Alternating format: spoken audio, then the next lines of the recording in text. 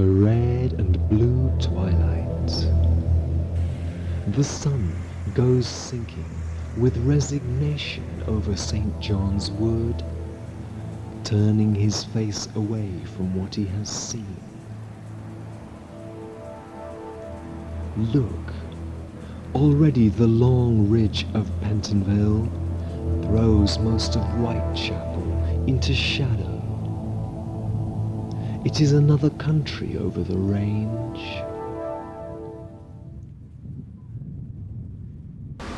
I'd been working as a musician in Europe, and that side of my life faded away quite suddenly by mistake.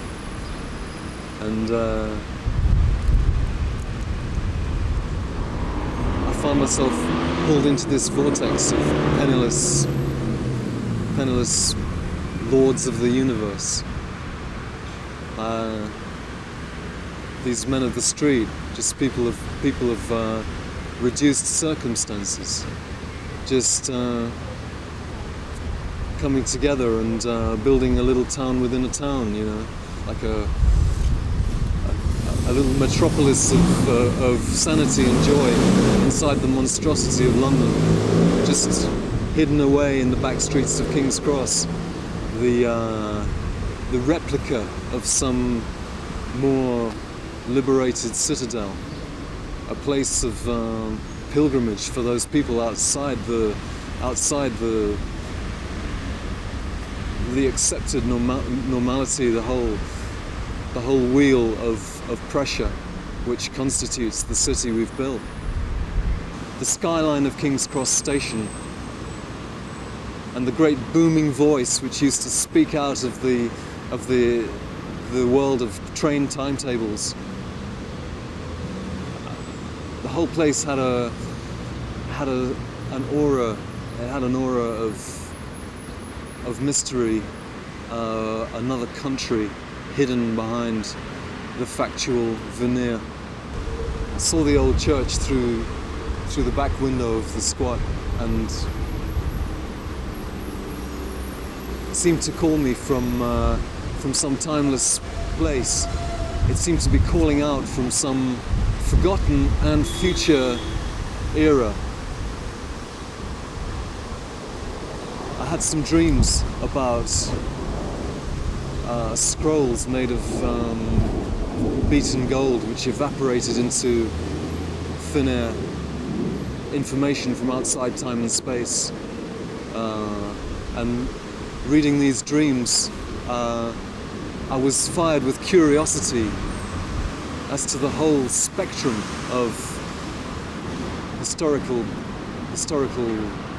landscape in this part of London. It just seemed to exert a fascination which was completely resistless. How can I describe the generosity of history when it comes to looking at the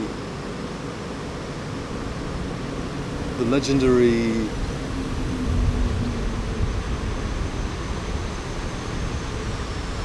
background of King's Cross.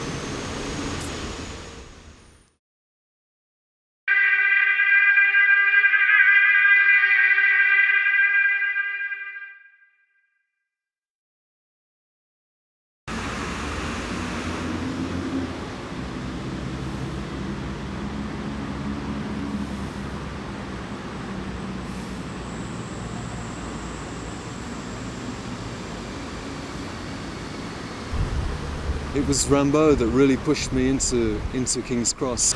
After my dreams, which triggered the gravitation towards the truth, I began to uncover layer upon layer of truth, and the speculations just multiplied. The references to the lives of the British visionary poets Shelley, Blake, Chatterton merely created echoes of the revelations concerning the life of Arthur Rimbaud and his mythological descent into King's Cross and his hallucinated exit from the normal confines of 19th century existence. All these combined together in a pool of resonance, which placed me in a different relationship to the city. I could say that without sounding too arrogant about it, because it was a different space and time that I felt I was entering.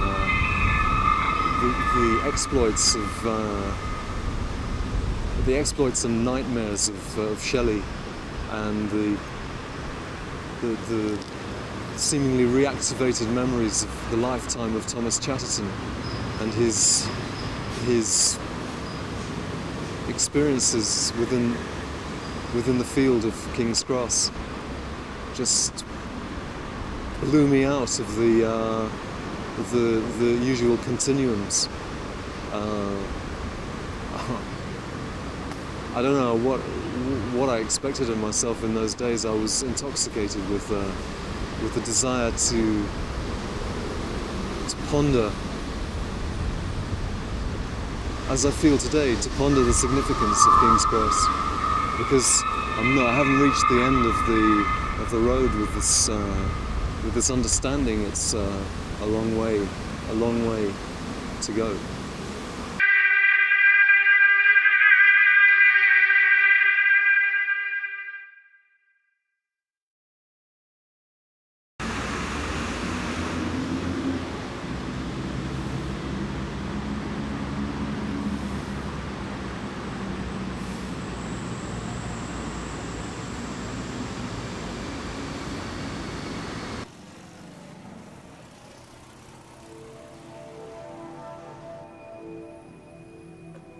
Between high-chimneyed Bloomsbury and the sloping squares of Camden Town, there lies a great margin of many hundred acres.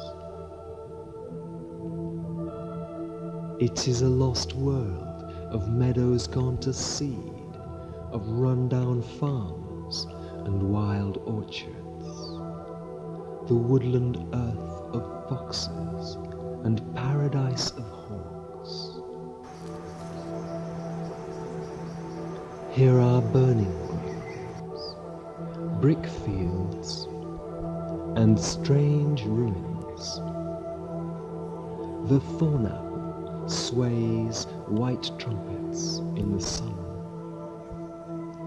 Herb Mercury stands in the shade of old walls.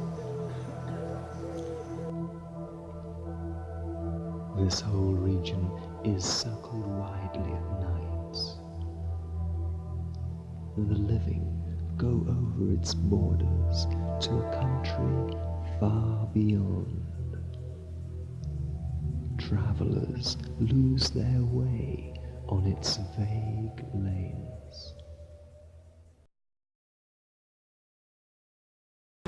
I affirm the visionary poets and thinkers who've been inspired by this place, and I recognise the source of their inspiration as the River Fleet, which now lies 40 foot below street level, incarcerated, away, imprisoned and removed from the orbit of everyday life. We can't go down to the River Fleet and wash ourselves clean from all the vibrations of the monstrosity, the vibrations of this city, which is a monstrosity which we've created, a monstrosity without respite, no place for the homeless, no place for the outcast, no track down which they can move in an accepted momentum of their own lives, their own discoveries. They're forced into sleeping on the street without any recognition of their energy and what they have to give. And for King's Cross, let it be said that the River Fleet, as for King's Cross, the River Fleet will rise back to the surface, inshallah, and it will do the work that the poets have been trying to do down the centuries. giving their life's blood, like Chatterton, for the incredible task of soaring out of this mean, blinkered existence which we've created for ourselves, and seeing the merciful miracle of creation, the instant of grace which God has given us, the instant of grace with which we can do so much for each other and for the world which God has given us, and to make the most of it, and to celebrate on a perpetual basis, and to create the hospital where people can give birth to themselves. Yeah, as my friend Neil Oram said so long ago. He's right. To create a hospital where each and every vision of the good way can be shown and seen and overstood.